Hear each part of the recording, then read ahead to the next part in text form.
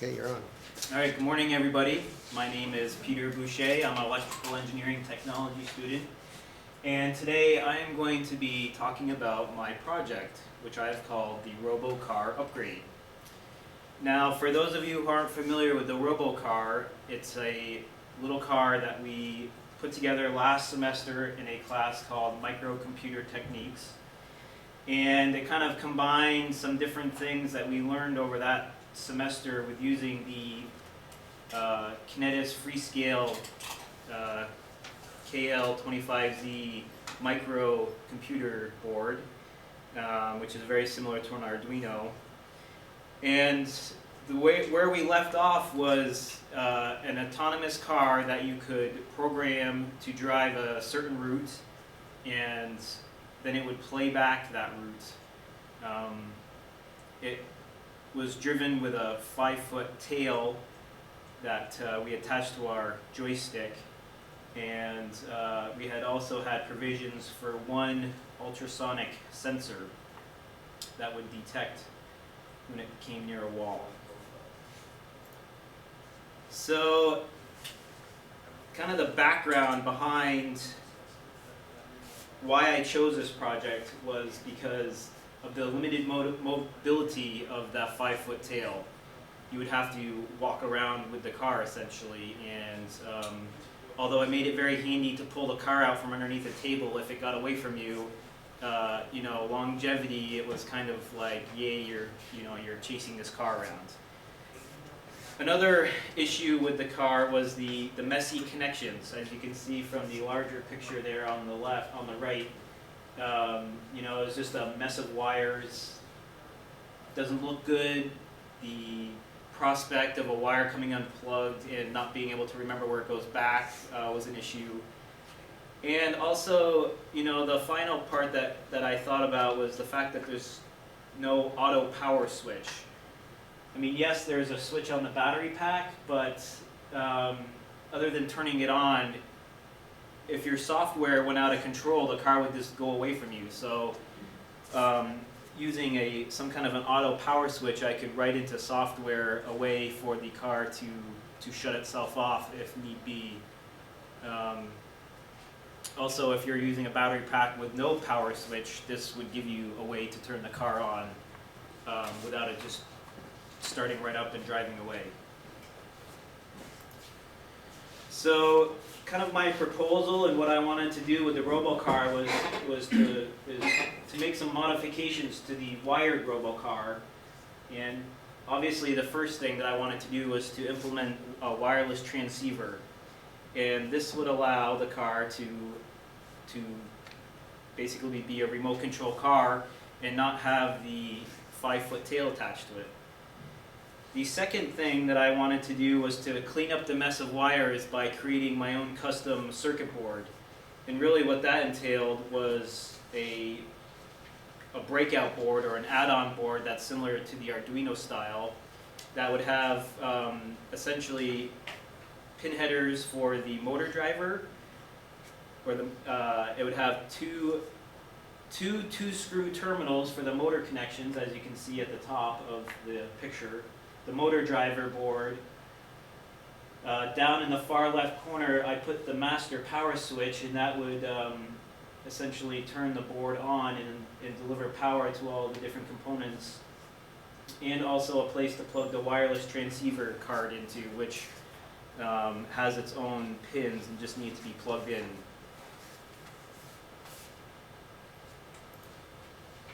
The basic idea for this car now becomes the receiver and the transmitter.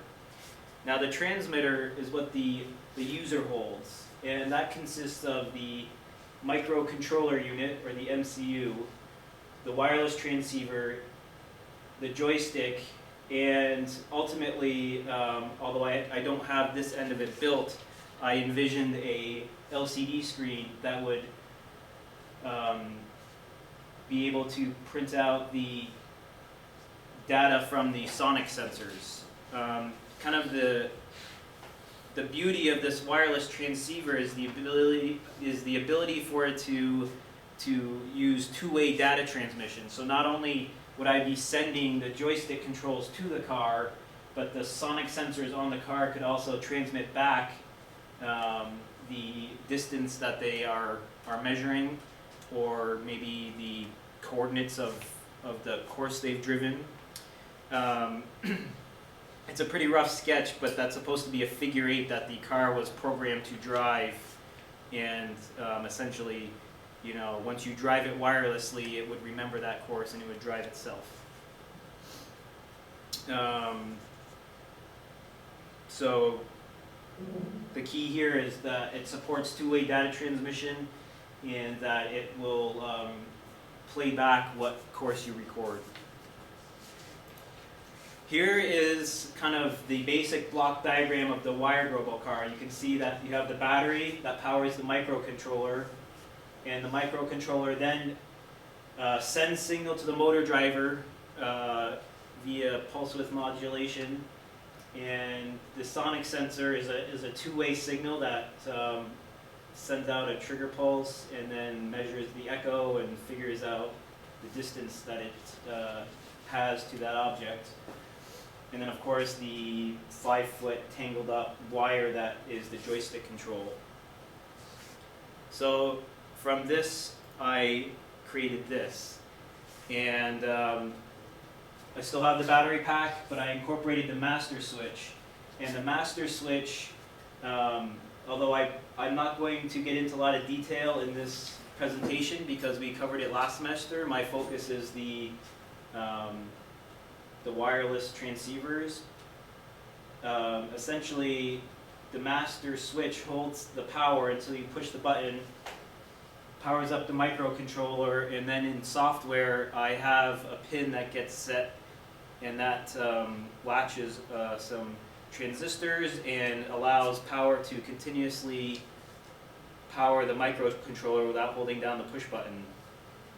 From there, I still have the same motor driver, and I've added the circuitry for 2 more sonic sensors. The original wired RoboCar has 1 sonic sensor, and I've added 2 more to give it more of a more eyes on its head, so to speak.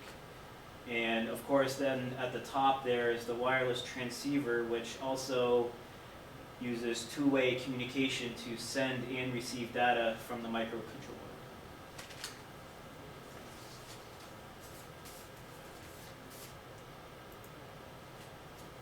Here is my electrical schematic. As you can see, there's little grouped sections. This section up here is the pin headers that work with the microcontroller, and essentially they line up and make the connection, so the separate board, the add-on board, plugs right in. At the top is the pin header for the wireless transceiver and the 8 lines that it requires to work. I have the master power switch. This circuitry I took from our microcomputer, or I took from the beginning of this semester that we developed as a class. These are the 3 pin headers for the sonic sensor. This is the motor driver board, and what I did is I developed my own component in the library that had specific spacing for the pins, because the motor driver board, although it had male pin headers on it, they were a different width than any other component in the existing library. So I created my own, gave it its own picture, so that in future classes people could take this and use it. And these are the 2 connections that actually drive, or where the motor is hooked to. This is my board schematic. Guess it's a little bit hard to see because I have the copper core in the background, but the battery gets attached here. Here's my on-off switch. I have 2 transistors, some resistors. This is the pin header for the wireless transceiver. This is my custom designed pin header for the motor driver. These are the 2 motor connection points. This these are my 3 headers for the sonic sensor. And finally, these two headers are the pins that connect the add-on board to the Freescale board. This is the back of the car, and this is the front of the car, obviously.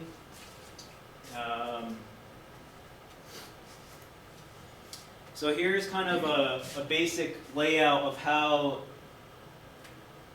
the bulk of my project works. So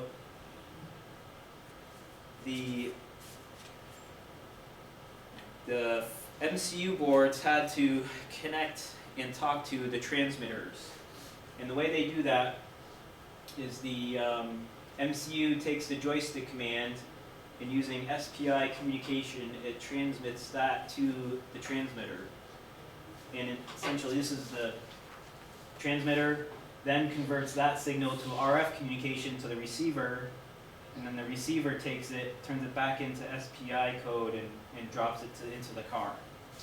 And of course, this is all two-way communication because the car then has to acknowledge that it received that information and then send it back to the joystick transmitter side to acknowledge.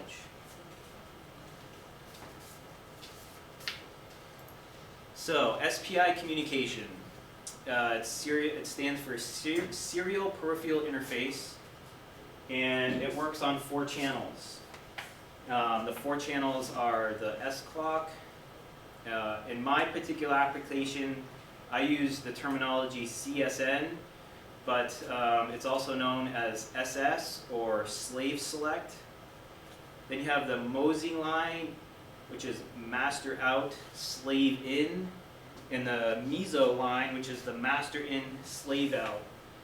And when I say master and slave, I'm referring to, on each end, the transmitter end has an MCU board and a wireless card, and the RoboCar has an MCU board and a wireless card. So essentially, I have 2 separate MCU boards and 2 separate wireless chips. So the master on each end is the Freescale MCU board, and the slave in this case is the transmitter or receiver. So I'll call that a transceiver. And so the way SPI works is that it takes 8-bit packages and it transmits those. Here is kind of a diagram of how it looks. At the top, you'll see you have your master and your slave, and the master generates a clock signal and sends it. So it sends the 8-bit packages. The CSN or the SS line, in my case it's CSN, this line is held high until the receiver or the slave needs to get that information, and then the master sends that pin low and activates the slave to receive the data on the Mosey line. So the master sends it out on the Mosey line, and the slave receives it on the Mosey line. In this example, you can see that there's your 8-bit clock your 8-bit clock moving out, and in this case, it was transmitting an S, and so it's set up to send it on each of the rising edges, and so here's your waveform for the S. And then on the slave side, it uses the same clock pulse. It's just a series of clock pulses, and then the slave will then send back to the master on the same clock pulses whatever it needs to. In this case, it was an F. But the important thing here is that the slave only sends out on the master input slave output line, and the master only receives on the master input slave output line.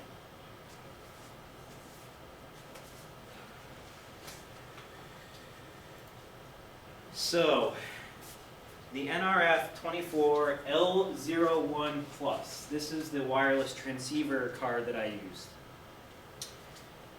It's a nice little package, very affordable. I think they're about $3 for the pair of them.